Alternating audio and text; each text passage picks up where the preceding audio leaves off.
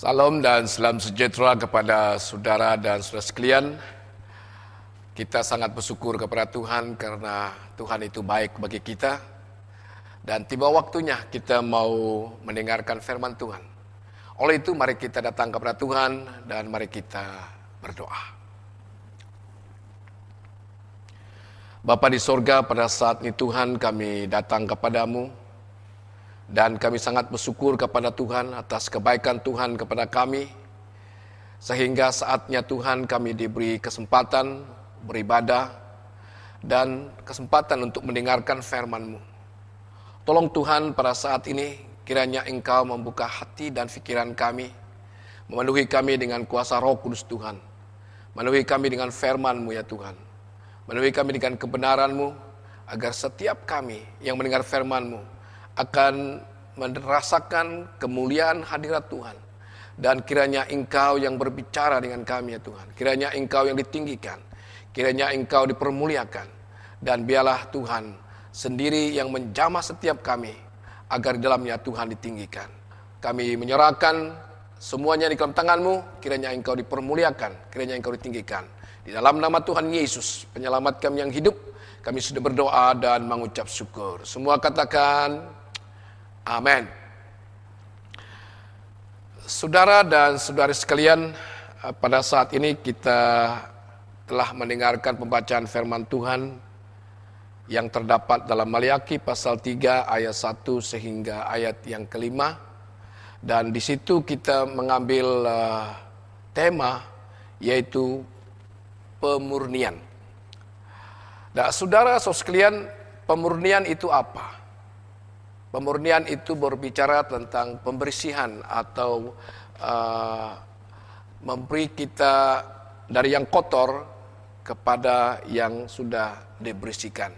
Dan waktunya Tuhan untuk memurnikan setiap kita.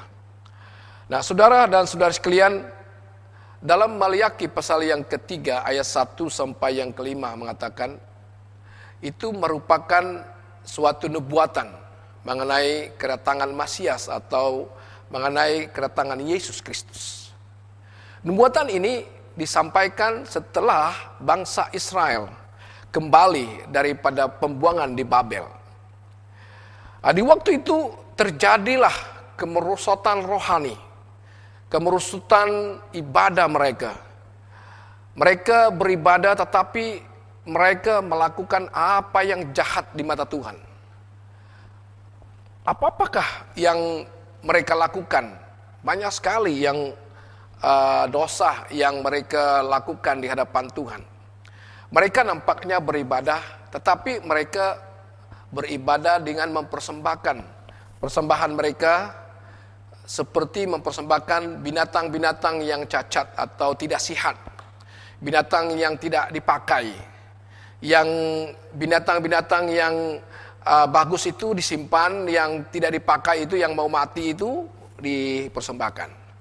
Bahkan juga mereka imam-imam pada waktu itu memberi pengajaran yang tidak benar. Mereka mengajar, hanya mereka menggunakan firman Tuhan, tetapi dari hati mereka tidak menyatakan kebenaran firman Tuhan. Mereka selalu mengajar mengenai moral, mengenai sesuatu yang biasa, tetapi tidak menekankan kebenaran firman Tuhan. Dan selain dari itu, saudara sekalian, orang-orang Israel pada waktu itu mereka juga kawin campur, karena di dalam firman Tuhan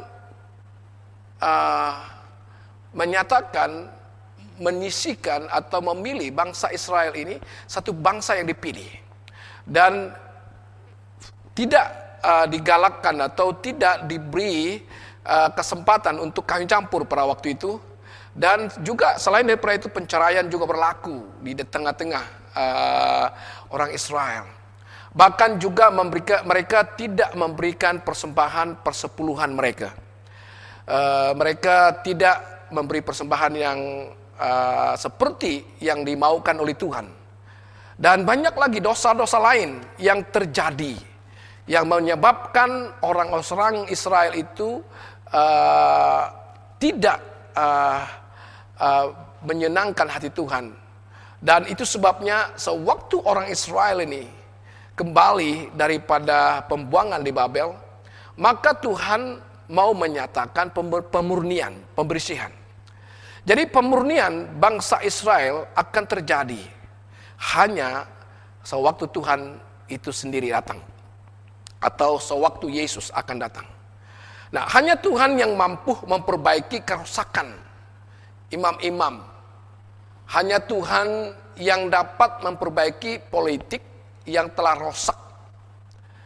Hanya Tuhan yang boleh memperbaiki keluarga yang telah hancur.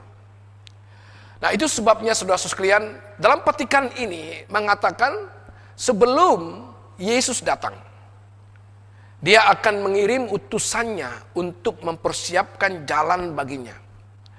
Tuhan mengutuskan Yohanes Pembaptis sebagai pembuka jalan bagi Masias atau anak Daud itu. Anak Daud, ialah raja yang dijanjikan Tuhan akan datang. Tetapi umatnya perlu disiapkan untuk kedatangannya.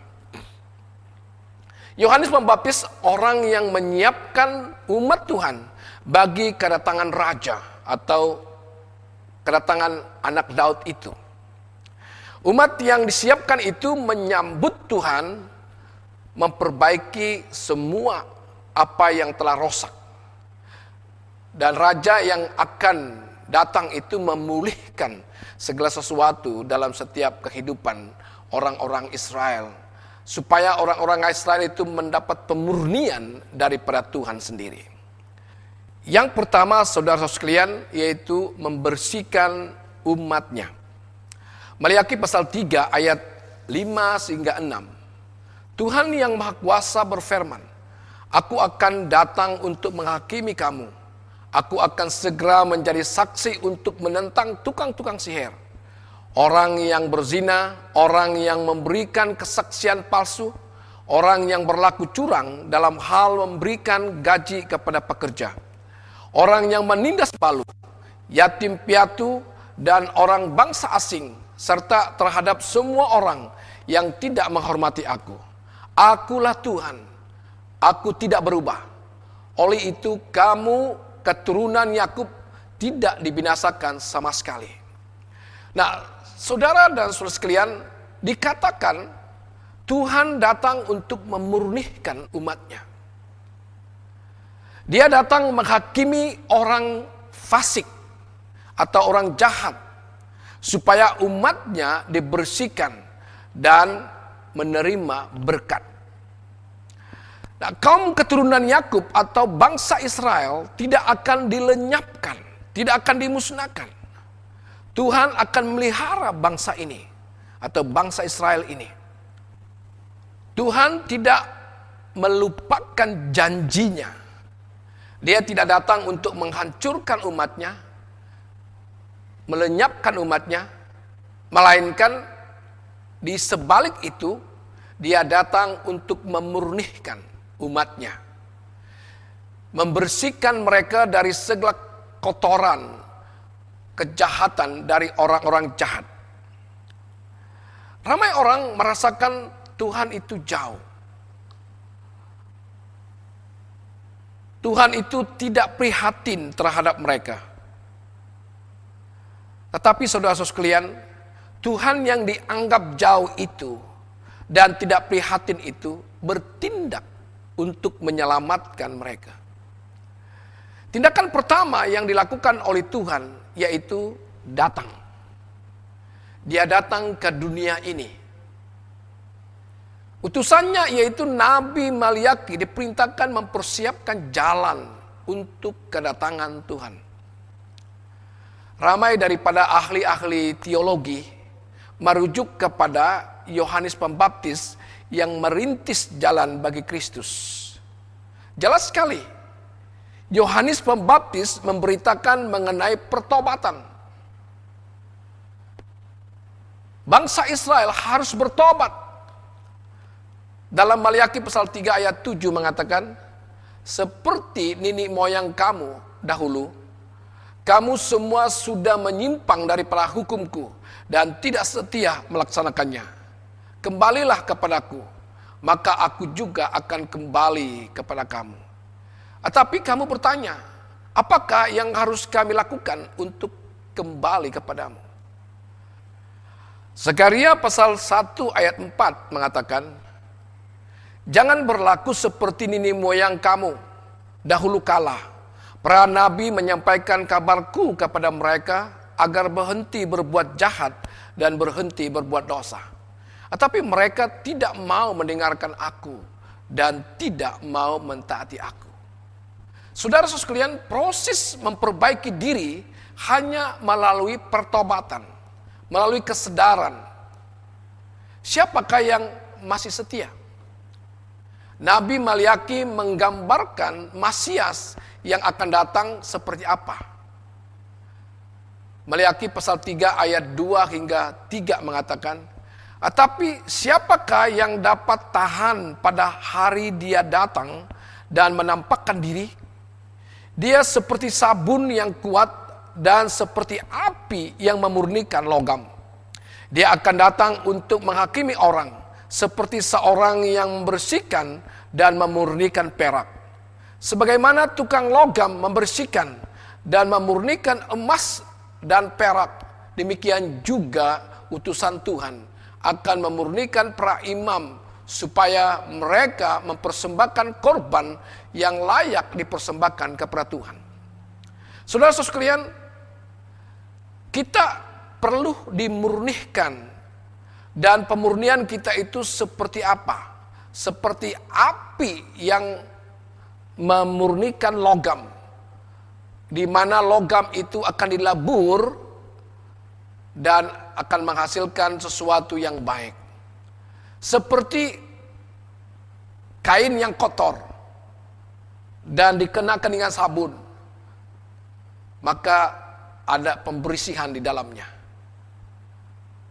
Orang yang memurnikan dan mentahirkan yang perak dan emas adalah orang yang mengalami pertobatan, di mana seseorang itu siap untuk dilebur, untuk dimurnikan dengan api, dengan sabun, dengan sesuatu pengorbanan, penyerahan yang sepenuhnya kepada Tuhan. Jadi saudara sekalian, memurnikan logam, perak dan emas perlu melalui proses peleburan dengan suhu yang tinggi. Tidak mungkin api yang biasa dapat meleburkan perak, emas, kalau bukan suatu api yang kepanasannya yang sangat tinggi. Jadi saudara sekalian, hari ini proses pemurnian dilakukan untuk menemukan umat Allah yang sejati dan setia. Pertanyaannya, siapa yang bertahan? Yang kedua ialah memelihara dan memberkati. Maliaki pasal 3 ayat 10 hingga 11. Bawalah seluruh persepuluhan kamu ke rumahku supaya ada banyak makanan di sana. Ujilah aku, maka kamu akan nampak aku membuka tingkap-tingkap surga dan melimpahi kamu dengan segala yang baik. Aku tidak akan membiarkan serangga merosakkan tanaman kamu. Pokok anggur kamu akan berbuah lebat. Saudara dan saudara sekalian, Tuhan berjanji untuk memelihara dan memberkati umatnya dengan kelimpahan. Apakah yang menghalang janji Tuhan terjadi? Ketidakrelaan umatnya untuk memberikan perpuluhan dari hasil mereka. Inilah yang menjadi penghalangnya. Ketidakrelaan mereka memberikan apa yang mereka telah dapatkan. Tuhan menuntut bahagian yang Dia beri kepada kita. Kita tidak akan kekurangan kalau bahagian ini atau bahagian itu dipersembahkan kembali kepada Tuhan. Saudara-saudara sekalian, Tuhan memakai kita sebagai saluran. Dan jika saluran itu tersumbat, Dia akan membersihkan dengan penghukumannya. Oleh itu saudara sekalian, berilah persembahan yang benar dan menyenangkan hati Tuhan. Tuhan tidak menyukai gaya persembahan seperti orang-orang Israel yang mereka lakukan waktu itu. Mereka mempersembahkan persembahan binatang yang cacat, yang sakit, dan mereka juga mempersembahkan dengan penuh kepura-puraan, dan kualiti iman mereka juga cacat karena dicampur baur dengan penyembahan-penyembahan. Mereka mempunyai hubungan dengan sihir, mereka mempunyai hubungan dengan zina, mereka menjadi saksi dusta, mereka menindas orang-orang yang mereka upah atau pekerja-pekerja mereka. Mereka menindas janda-janda, anak yatim piatu, mereka menindas orang-orang asing, dan mereka tidak takut kepada Tuhan. Jadi itu sebabnya Maliaki menghimbau bahwa proses pemurnian itu akan menghasilkan persembahan yang murni dan yang harum, menyenangkan hati Tuhan. Itu sebabnya saudara sekalian, kalau Tuhan itu berjanji untuk memberkati kita, Dia akan memberkati kita mengikut janjinya. Dan janji Allah tidak pernah berubah dahulu, sekarang, sampai selamanya. Tapi apabila kita berubah, maka kita tidak akan mendapat janji Tuhan itu. Ketiga ialah perbezaan orang benar dan orang jahat. Maliaki pasal 3 ayat 18. Umatku akan melihat lagi perbezaan antara kesudahan orang baik dan kesudahan orang jahat, antara orang yang mengabdikan diri kepadaku dan yang tidak. Saudara sekalian, di dalam bahagian ini Tuhan memberikan teguran kepada orang-orang yang menganggap diri sia-sia untuk hidup benar. Namun Tuhan mengingatkan perbezaan antara orang benar dan orang fasik atau orang jahat di dalam penghakiman Tuhan. Sebelum penghakiman, kita harus memelihara hidup bersih, walaupun kelihatannya merugikan dan selalu ditindas oleh orang-orang fasik atau orang-orang jahat. Nah, pada waktu penghakiman Tuhan, kita boleh menilai perbezaan antara orang benar dengan orang jahat atau orang fasik. Inilah hari penghakiman itu. Tuhan akan datang membakar semua kejahatan. Tetapi semua yang suci akan bersorak. Semua yang menantikan Tuhan akan bersukacita. Saudara sekalian, selama ini mereka yang bersorak dan bersukacita tanpa Tuhan akan meratap dan menangis di dalam kehancuran. Orang benar akan menang dan menghakimi orang-orang jahat. Oleh itu saudara sekalian, pada hari ini kita perlu mengimbas kembali hidup kita. Marilah kita merenungkan janji pembebasan yang sudah digenapi di dalam kedatangan Tuhan Yesus Kristus. Kerelaan untuk memberi persembahan dan kesetiaan memberi perpuluhan bermaksud berkorban untuk masuk ke dalam janji Tuhan. Kalau kita tidak bersedia berkorban, maka Tuhan tidak akan mau memakai kita. Kalau kita tidak bersedia memberi persepuluhan, maka Tuhan pasti tidak memakai kita. Itulah sebabnya Maliaki berbicara sekali lagi mengenai kerelaan berkorban dalam mentaati Tuhan. Tema diocese kita tahun ini yaitu tahun penuaian. Kita tidak akan menuai kalau sekarang kita tidak menabur. Sewaktu menabur perlukan kerelaan, ketaatan, dan pengorbanan. persembahan dan perpuluhan yang kita tabur, maka kita akan menuai kelimpahan dan berkat. Kalau itu dilakukan dengan baik, kalau dilakukan dengan kesetiaan kepada Tuhan.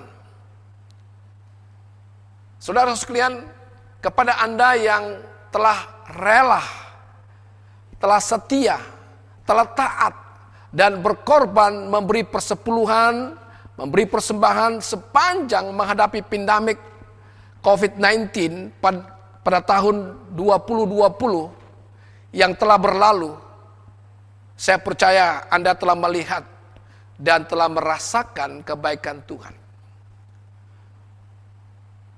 Kalau Tuhan melimpahkan berkat-Nya kepada kita sepanjang tahun 2020 yang lalu, pasti Tuhan memperlipat gandakan berkat-Nya kepada kita pada tahun 2021 ini. Asalkan kita rela, kita setia, kita taat, dan kita berkorban menabur persembahan, menabur perpuluhan kita dengan baik, dengan sungguh-sungguh, dengan jujur di hadapan Tuhan. Dan saya percaya saudara dan saudara sekalian menerima berkat kelimpahan daripada Tuhan. Gereja menerima berkat kelimpahan daripada Tuhan. Pelayanan kita akan menerima berkat kelimpahan daripada Tuhan. Selanjutnya saudara sekalian, yaitu kita berusaha menjadi orang benar. Menjadi orang jujur dan benar di tengah-tengah dunia ini bukanlah senang, bukanlah mudah. Sudah tentu amat sukar sekali, amat susah sekali.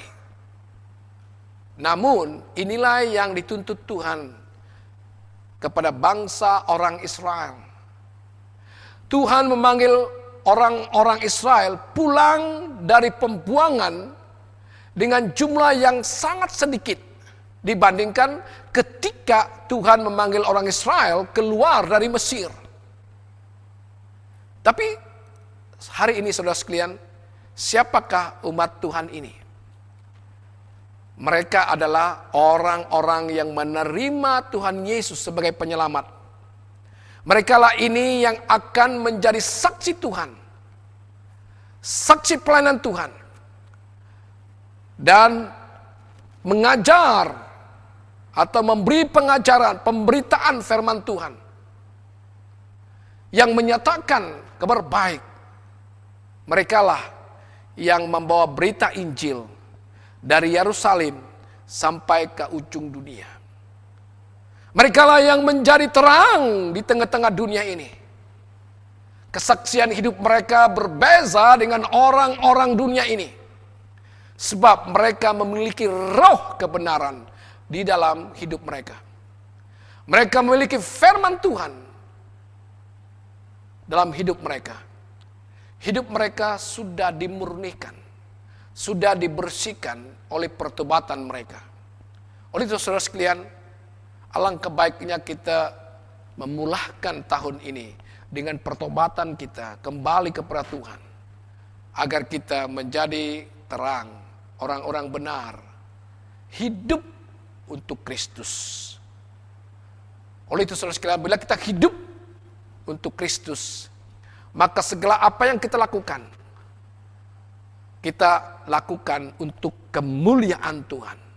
Kita kerjakan untuk kemuliaan Tuhan. Dan segala sesuatu yang kita lakukan, semuanya itu untuk mengagungkan, mempermuliakan, meninggikan nama Tuhan. Dan saya percaya saudara sekalian, apabila Tuhan ditinggikan, apabila Tuhan dipermuliakan, maka orang akan melihat perbezaan hidup kita, dan mereka akan memuliakan Tuhan. Mereka akan meninggikan Tuhan. Dan bagi kita, tidak sukar bagi kita untuk melaksanakan apa yang Tuhan kehendaki. Tidak sukar bagi kita untuk memberi persembahan yang terbaik bagi Tuhan. Tidak sukar bagi kita untuk mentaati dan setia kepada Tuhan dan memberi persepuluhan yang jujur di hadapan Tuhan. Karena kita sudah dimurnikan. Karena kita sudah mengalami pembersihan. Karena kita mengalami kedekatan dengan Tuhan. Dan itu sebabnya saudara, perbezaan kita dalam menghadapi pandemi 19 ini, COVID-19 ini, dunia akan melihat perbezaan. Orang yang berlindung di hadapan Tuhan akan diberkati Tuhan. Tidak khawatir, tidak takut, tidak ragu-ragu, melainkan Tuhan ditinggikan. Karena segala sesuatu Tuhan yang memberi. Oleh itu saudara sekalian, per hari ini, siapkah engkau dimurnikan oleh Tuhan? Siapkah engkau mau mengalami pertobatan di hadapan Tuhan? Siapkah engkau membaharui hidup di hadapan Tuhan? Percayakan dirimu kepada Tuhan, maka segala sesuatu akan digenapi oleh Tuhan kepada kita. Amin saudara. Haleluya. Saya mengajak Anda, mari kita berdoa dan menyerahkan diri kepada Tuhan. Mari kita berdoa. Bapa di sorga, pada saat ini Tuhan, kami sangat bersyukur kepadamu. Engkau sangat baik bagi kami ya Tuhan. Kami bersyukur untuk tahun 2020 yang telah kami lalui. Kami telah melihat pemeliharaanmu, penyertaan-Mu kepada kami. Sungguh Tuhan, kami telah menikmati berkat-berkat-Mu. Tanpa kami sadar, kami berkecukupan setiap hari. Tanpa kami sadar, kami menjalani hidup kami kemana kami pergi. Namun Engkau melindungi dan memimpin kami dari pandemi COVID-19 ini. Itu sebabnya Tuhan, kami tahu saat ini kami kembali kepadamu ya Tuhan. Bahwa kami telah berdosa di hadapan-Mu. Kami mau bertobat. Kami mau membaharui hidup. Dibersihkan oleh Tuhan dengan darah Yesus. Agar kami mengalami pembaharuan hidup. Agar di dalamnya Tuhan kami menjadi terang. Agar di dalamnya orang lain melihat kami. Kami berbeza di dalam Tuhan. Dan mereka akan memuliakan nama-Mu ya Bapa. Beri kekuatan bagi kami. Beri urapan pada kami ya Tuhan. Terima kasih atas firman-Mu yang sederhana ini ya Bapa. Kiranya firman ini mengambil tempat dalam hati dan pikiran kami. Dan biarlah Engkau ditinggikan, biarlah Engkau diagungkan ya Bapa. Dan berkat Tuhan dilimpahkan kepada setiap orang yang telah mendengarkan firman-Mu. Dan mereka akan mempermuliakan, meninggikan nama Tuhan sendiri. Dan Engkaulah ditinggikan Bapa. Terima kasih atas firman-Mu ya Tuhan. Berkati kami semua. Kami berdoa semua ini hanya dalam nama Tuhan Yesus. Penyelamat kami yang hidup. Kami sudah berdoa dan mengucap syukur. Semua katakan, amin.